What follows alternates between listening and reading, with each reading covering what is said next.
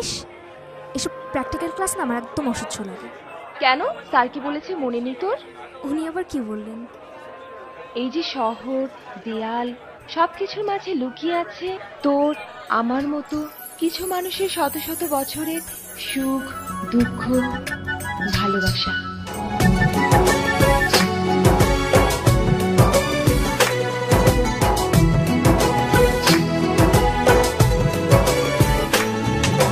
তোমাকে খুঁজে পাই ওই নীল আকাশে, পাই যে খুঁজে ওই মিষ্টি বাতাসে।